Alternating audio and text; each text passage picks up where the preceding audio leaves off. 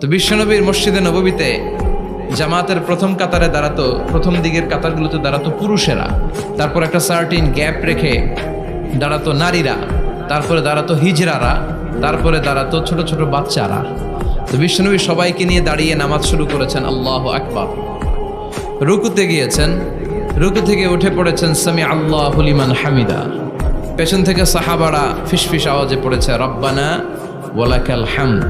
একজন সাহাবা অতিরিক্ত আরো 4টা তাসবিহ বাড়িয়ে পড়েছে, হামদান কাসীরান তাইয়িবান মুবারাকান ফি।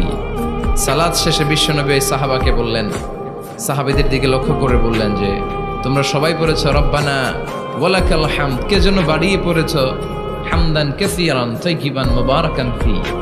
এই 4টা তাসবিহ কে পড়েছো? এটা তো আমি শিখাই নাই, তুমি পেলে কই? কেউ দাঁড়ায় না, ভয়ে।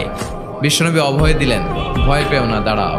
একজন দাঁড়িয়ে বলল, ইয়া রাসূলুল্লাহ, আমি আল্লাহর তাসবিহ কম কম পড়লে আমার পোষায় না, আমার পড়তে মনে চায় বেশি বেশি, এজন্য আমি নিজ থেকেই 4টা তাসবিহ বানিয়ে পড়েছি। বিশ্বনবী বললেন, ভয় পেও না, তোমরা তো দেখোনি আমি সালাতরত অবস্থায় দেখেছি বিদউ ওয়া সালাসুনা মালাইকা, তোমার এই 4টা তাসবিহর যে সওয়াব হয়েছে, এই সওয়াবটা 30 জনেরও বেশি ফেরেশতা কে কার আগে আল্লাহর আরশে পৌঁছে দিবে এ নিয়ে আকাশে প্রতিযোগিতা করছিল।